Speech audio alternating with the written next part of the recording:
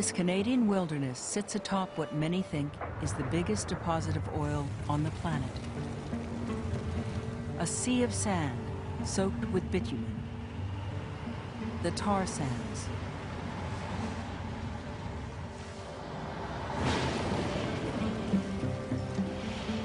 Once upon a time, nobody noticed the tar sands.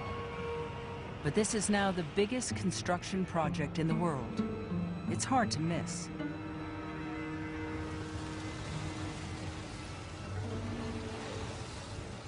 The tar sands now supply more oil to the United States than any other foreign source. A century of secure energy.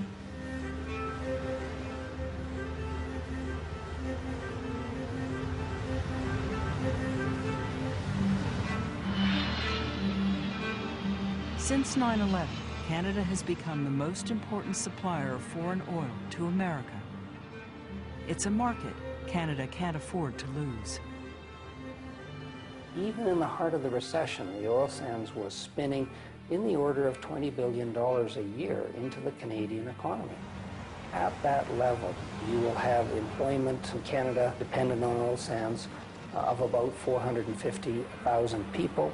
The oil sands are key to the Canadian economy. There is no greater partnership than the one we have between Alberta and the United States. The pace of oil sands expansion is positioning Alberta to become one of the world's top oil producers.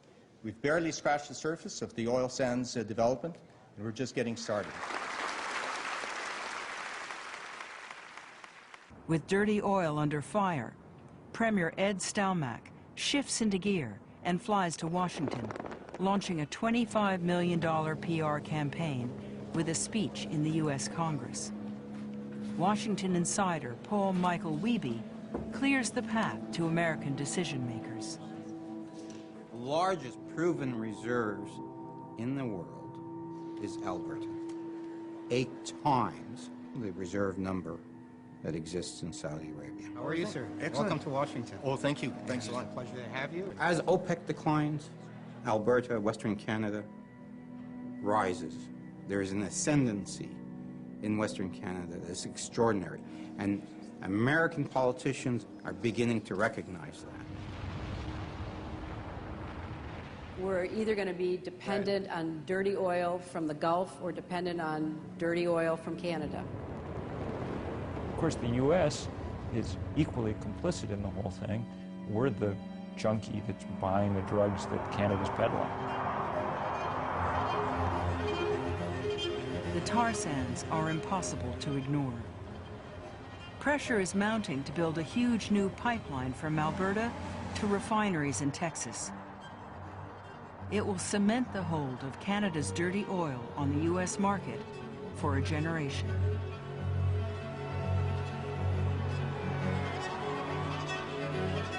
The Alberta tar sands lie under boreal forests drained by the Athabasca River as it flows northward. Where the river empties into the lake, it forms one of the world's great freshwater delta ecosystems.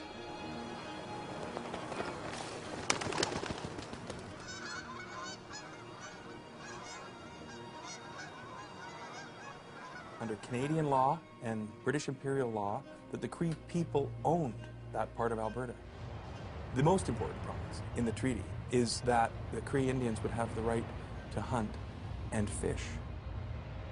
Except now, if you look at northern Alberta, particularly northeastern Alberta, where the tar sands developments are, the developments are so vast, the disruption of the landscape is so extensive, that it's now fair to say that treaty rights themselves can no longer be meaningfully exercised because the habitat of the animals is being destroyed right before our eyes.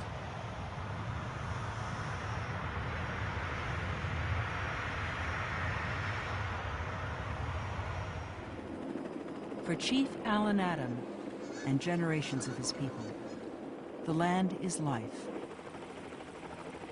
Then one day, the land changed. The world's largest corporations came looking for oil. On the shores of Lake Athabasca sits tiny Fort Chipewyan. Population 1,027.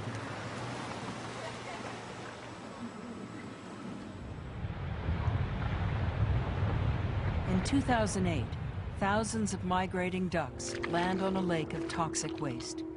The disaster makes headlines around the world. As the label dirty oil begins to stick, the industry shoots back with a reminder. The world needs energy, and Canada needs the tar sands.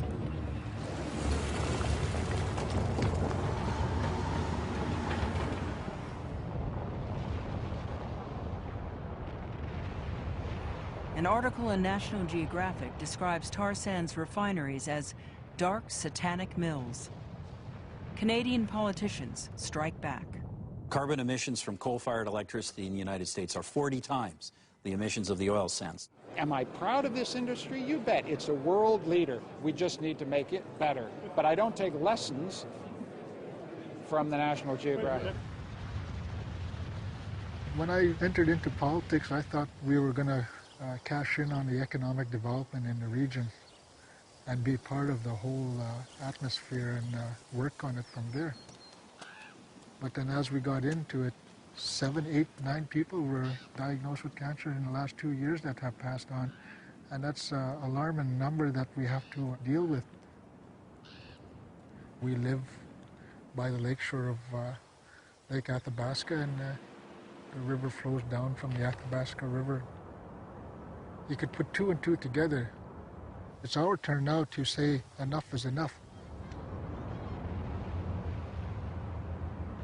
There was my Uncle Raymond. He had died with a brain tumor. And my granny, she died with cancer. And my Auntie Albina, the Coyne, her too with cancer. And my Uncle Knapp on this side up here, him too, he had died with a brain tumor. So it was brain tumors and cancer they mostly died of. I moved down here 9 years ago from Edmonton, Lac-La-Biche, to come raise my kids down here because I grew up here. This community is supposed to be a good community to raise their family. Both my sisters both got cancer, and I'm just worried my kids will end up getting it, or I will end up getting it. My parents. We all cope. Everybody grieves. Arsenic is a very clear-cut carcinogen. It's a cancer maker, and it is associated with bitumen production.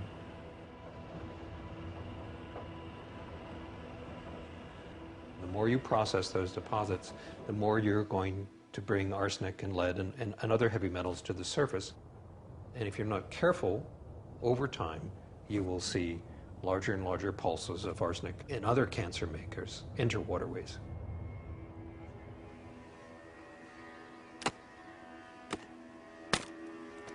Yeah, when Grandpa came on into this part of the country, and he fell in love with the Delta, because everything was so plentiful, birds, muskrat, you name it.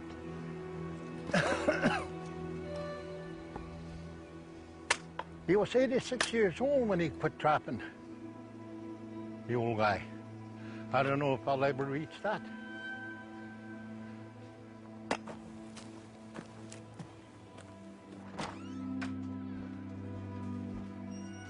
You know, there's quite a few people been having cancer, and I'll always believe it's something to do with the water.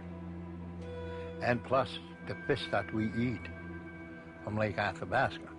It's supposed to be 2 or 3 different types of cancer. Young people died from it.